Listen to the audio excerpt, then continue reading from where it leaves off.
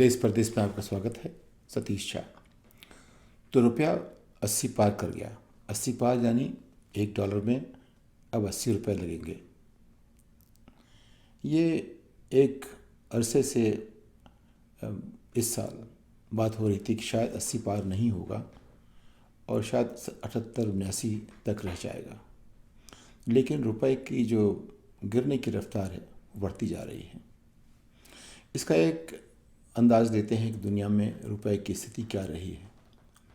अगर आप लेखा जोखा देखें तो 1971 में हमारा रुपया स्विस फ्रैंक के बराबर था। ₹1 में 1 स्विस फ्रैंक, बात 71 के आसपास की, 70-71 की, और अब वो करीब 85 के आसपास है।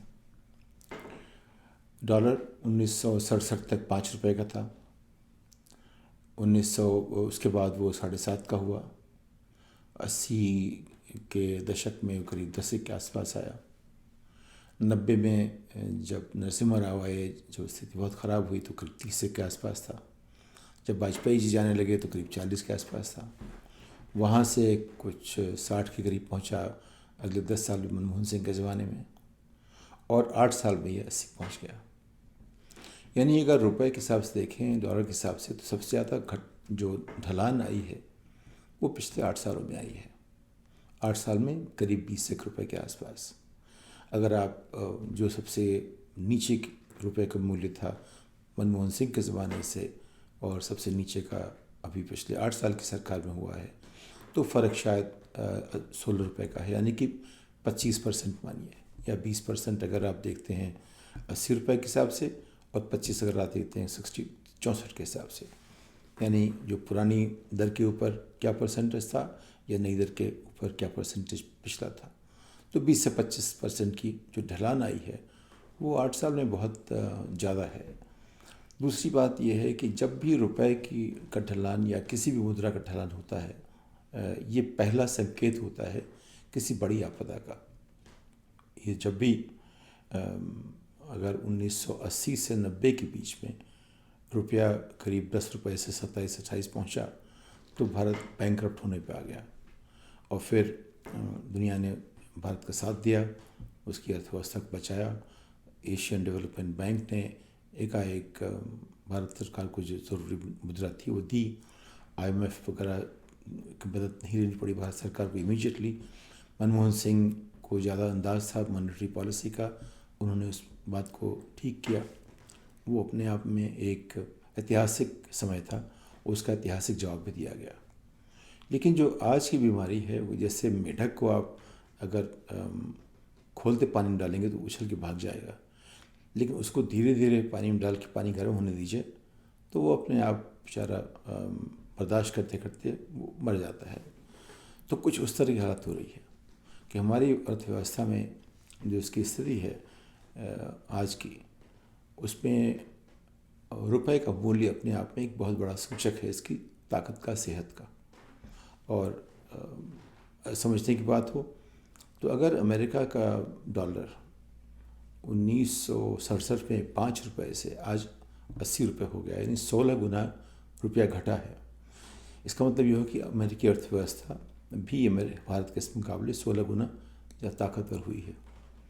तो मैं अक्सर कहता रहता था कि जब भी मैं गांव को देखता हूं भारत के, वो लगता है 100 साल पीछे चले गए 10 साल में, कि दुनिया आगे बढ़ गई कुछ ज़्यादा, हम आगे नहीं बढ़े।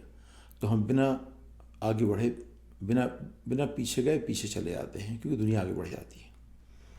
कुछ वही हो रहा है रुपए के साथ। तो जब स्विट्ज़रलैंड में आप देखा 70 से आज की तारीख 50 साल में रुपए का भाव ₹1 का स्विस फ्रैंक से 85 रुपये के आसपास हो गया। इसका मतलब हुआ कि एक नज़रिया देखने का ये भी है कि स्विट्ज़रलैंड की इकानमी भारत के मुकाबले 85 गुना ज़्यादा मजबूत होगी 50 सालों में। तो आखिर ऐसा क्यों हो रहा है? इसका अर्थ यही है कि हमारा आर्थिक प्रबंधन उतना अच्छा नहीं है। रुपया क्यों गिरता है? क्योंकि जो हमारा आयात और निर्यात का जो संतुलन है वो ठीक नहीं रह पाता। जो जहाँ भी रुपया या जो उनकी मुद्रा है, अगर वो स्थायी मुद्रा है, स्थायी मुद्रा यानी कि बाजार कुछ भी हो, मुद्रा का दाम रोज़ नहीं बदलता। जैसे कि आपने स्थापित कर दिया कि रुपया सिर्फ 75 या 80 रुपये का रहेगा, अब वो कुछ भी होता रहे मुद्रा में, फ़र्क पड़ेगा नहीं। यानी कि उससे ये होता है कि जो सारे के सारे जो एक्सचेंज होते हैं वो एक स्थायी रेट पे होते हैं। वो ज़माना पुराना था, चला गया। अब जो है रुपया वो फ्री फ्लोटिंग कहते हैं, यानी कि वो आज़ाद है ऊपर नीचे जाने के लिए अपनी ताकत के हिसाब से। हमारी ताकत का क्या तय होती, कैसे होती है? आयात और निर्यात से। अगर हमारा आयात और निर्यात का जो फ़र्क है बहुत ज़्यादा रहेगा तो उसका असर हमारी मुद्रा पर पड़ेगा। अगर हम ज़्यादा आयात करते हैं, निर्यात कम करते हैं, हमारा जो व्यापार का जो एक संतुलन है वो आयात की तरफ ज़्यादा है, निर्यात की तरफ कम है, तो उसका असर पड़ेगा। हमारी जो विदेशी मुद्रा का जो खजाना है वो खाली होता जाएगा। उसको बैलेंस करने के लिए आमतौर पे ये करते हैं कि जो निर्यात है उसको बढ़ाने के लिए कई देशों ने ऐसा किया कि अपनी मुद्रा का दाम घटा दिया। उससे जो है विदेशी मुद्रा में उनके निर्यात का दाम कम हो जाता है और उससे निर्यात बढ़ने की उम्मीद होती है, अगर वो निर्यात वैसा उसी गुणवत्ता वाला बाकी देश भी कर रहे हों तो निर्यात में सिर्फ दाम घटने दिए, रुपए घटने से या मुद्रा का जो दर है, मुद्रा की दर कम हो जाने से निर्यात बढ़ेगा, कोई ज़रूरी नहीं है। उन चीज़ों में होता है जहाँ पे अंतर्राष्ट्रीय जो गुणवत्ता है वो करीब एक तरह की है। उन चीज़ों में होता है जो खदान वाली चीज़ें हैं, अगर उनकी कोयले की क्वालिटी ठीक है या फिर क्रूड ऑयल की क्वालिटी अगर बराबर है तो वहाँ हो सकता है। या जो बड़ी चीज़ें हैं, जो इलेक्ट्रॉनिक चीज़ें हैं, जो तमाम जो निर्यात आप कर रहे हैं, अगर उसकी गुणवत्ता दुनिया मानती है कि उसी स्तर पर है जहाँ बाकी देश में है तो फ़र्क पड़ सकता है अगर आपकी मुद्रा की दर कम हो जाए तो यह बहुत देशों ने कोशिश की, लेकिन उससे क्या सभी संभले? ऐसा नहीं है। तो 10 साल पहले आप देख रहे थे कि भारत की मुद्रा तो नीचे जा रही थी, बाकी पड़ोसी देशों की नहीं जा रही थी।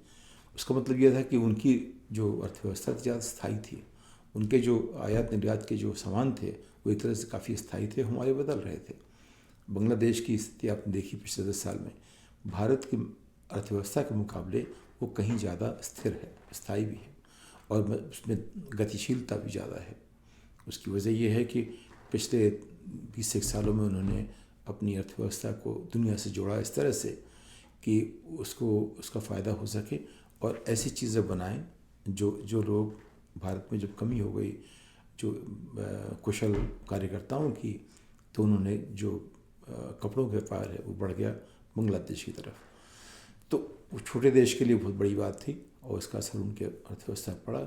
आज की तारीख में एक तरह से देखिए तो लोग कहते हैं बांग्लादेश की जो अर्थव्यवस्था है वो भारत से ज़्यादा स्थायी है, इसलिए भी कि उनके जो आयात और निर्यात का जो अनुपात है और जो संतुलन है वो बड़े देशों के मुकाबले में कुछ ज़्यादा अच्छा है। दोनों देशों की अलग ज़रूरतें हैं। भारत बहुत बड़ा देश है, इसमें टेक्नोलॉजी की क्षमता बहुत ज़्यादा है। दोनों देशों की हम तुलना नहीं कर सकते हर पटल पर, लेकिन अगर सिर्फ आप अर्थव्यवस्था को देखें और उसकी स्थायी जो आज जो उसकी ज़रूरतें हैं और स्थिरता है, तो आज लगता है कि छोटी सी अर्थव्यवस्था ज़्यादा स्थायी है। अब ये जो अर्थव्यवस्था के समीकरण बदलते रहते हैं, अगर आप तमाम मुद्राओं को देखें तो जापान का जो येन है वो डॉलर के मुकाबले बहुत ज़्यादा गिरा है। उन सब का रिश्ता अर्थव्यवस्था और जिस तरह की लेन देन होती है उन सब से है। जापान अमेरिका का बहुत बड़ा साथी है व्यापार में, तो उसमें जब भी गुंजाइश होती है बदलने की, चीज़ों को बदलने की या भाव के हिसाब से देखने की, तो उसमें जो उतार चढ़ाव आता है काफ़ी ज़्यादा होता है, क्योंकि जो अमेरिका में कोशिश हो रही अभी कि चीज़ें यहीं बनाई जाएं और इस पर एक पिछले 2-3-4 सालों से कुछ काफ़ी ज़्यादा जोर चल रहा है। तो इनका जो ट्रेड बैलेंस है जिस तरह से घटता बढ़ता रहेगा, उससे हर देश के साथ कोई ना कोई मुद्रा में उतार चढ़ाव होता रहेगा, लेकिन कितना होगा सवाल ये है। यह हमेशा से संतुलन की दिशा में चलता रहता और आपने देखा कि अक्सर वो डॉलर में 100 रुपये के आसपास था। आज जो है वो कुछ और भी गिर गया है, इस हद तक कि भारतीय रुपए से अगर येन का व्यापार किया जाए और अगर किसी ने पहले साल भर पहले उसमें निवेश किया होता तो येन के मुकाबले हम अंतर्राष्ट्रीय बाज़ार में ज़्यादा फ़ायदा उठा सकते थे।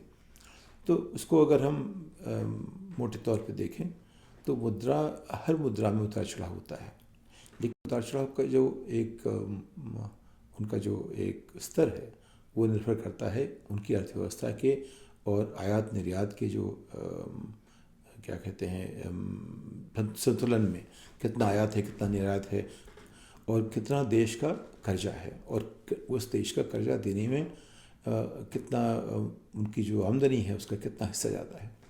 भारत में ये आज की तारीख में हमारे पास 600 अरब डॉलर का खजाना है विदेशी मुद्रा का, लेकिन जो हमें विदेश को जो कर्जा देना है वो भी करीब 250 अरब के बराबर है। तो अगर हर महीने हमें ज़्यादा कर्जा देना पड़ेगा, विदेशी मुद्रा में वापस करना पड़ेगा, तो फिर एक और दबाव पड़ता है रुपए पर। रुपये पर दबाव एक पड़ा कि आयात निर्यात का, दूसरा पड़ता है कितना हमें पैसा देना पड़ता है उनको, दूसरे देशों को जहाँ से हमने पैसे लिए उठाए। तो जो तमाम जो स्रोत हैं रुपए पर असर डालने के, हर जगह कुछ ना कुछ आज की समय में दबाव पड़ रहा है। इस दबाव को हम कैसे झेलेंगे, कैसे इससे निकलेंगे? एक तरीका निकाला गया है कि हम जहाँ कर सकते हैं वहाँ रुपए में सेटलमेंट करेंगे। ये एक बहुत बड़ी एक नीति का परिवर्तन हुआ है, क्योंकि भारतीय मुद्रा में रुपए में सेटलमेंट करना आसान नहीं है। ये वहीं होगा जहाँ बाज़ार की हमें आस्था है। तो पहला उसका जो साथी होगा रूस होगा। रूस हमारा पुराना साथी है और हमेशा पिछले 75 सालों में ऊपर नीचे जो भी रहा हो वो एक तरह से ज़्यादा टिकाऊ दोस्त रहा है।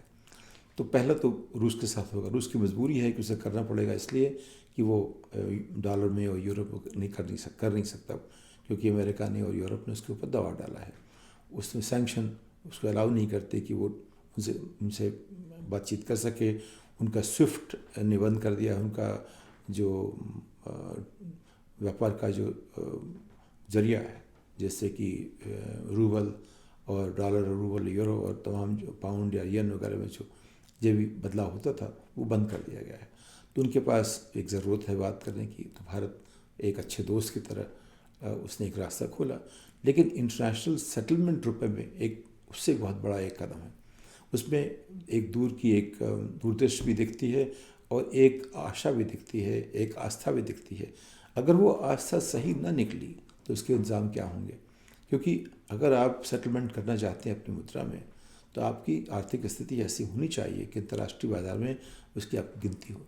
लेकिन अगर आपकी अर्थव्यवस्था कुल 2-3% की है और उसमें आप इस तरह से व्यापार करेंगे तो तमाम देश उस पर खड़े हो सकते हैं, कुछ कह सकते हैं। अगर वो जोड़ डालेंगे तो आपके लिए मुश्किल हो जाएगी। फिर भी आपने फैसला किया, आप कर सकते हैं। तो देश ने ऐसा फैसला किया कि रुपए में ही तमाम मुद्राओं को हम सेटल करेंगे। इसका असर जो पिछले 6 दिन में हुआ है कुछ दिखा नहीं, फिर भी रुपया गिरता चला गया।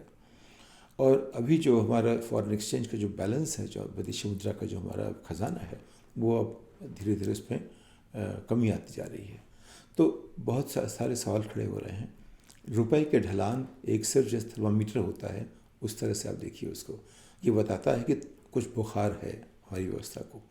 तो एक तरह का जो जैसे हम ब्लड प्रेशर नापते हैं, हम ये टेम्परेचर नापते हैं, पल्स नापते हैं, उस तरह से जो 4-5 चीज़ें को वाइटल स्टेट्स कहते हैं, उसमें रुपए का दर जो है डॉलर के साथ, औरों के साथ नहीं, डॉलर के साथ बड़ा ज़रूरी है, क्योंकि हमारा सारा ट्रेड ज़्यादा से ज़्यादा ट्रेड डॉलर में होता है। तो लगता है कि कम से कम हमारी अर्थव्यवस्था में एक बीमारी की निशानी साफ दिख रही है। तो इसको लेकर के अब हमें क्या करना चाहिए ये सरकार तय करेगी। लेकिन ये साफ है कि अभी हमें कोई बीमारी है, वो बीमारी क्या है उसको समझने का काम आरबीआई का है, उसको समझने का काम कुछ IMF करेगा बाहर से। लेकिन उसका आकलन जिस तरह हम करेंगे उस तरह से हम अपना अगला कदम उठाएंगे, वो तय करेगा जो हमारी अर्थव्यवस्था का अगला रास्ता क्या होगा। इस बात के साथ आपसे विदा लेता हूँ, अगली पायदान तक नमस्कार।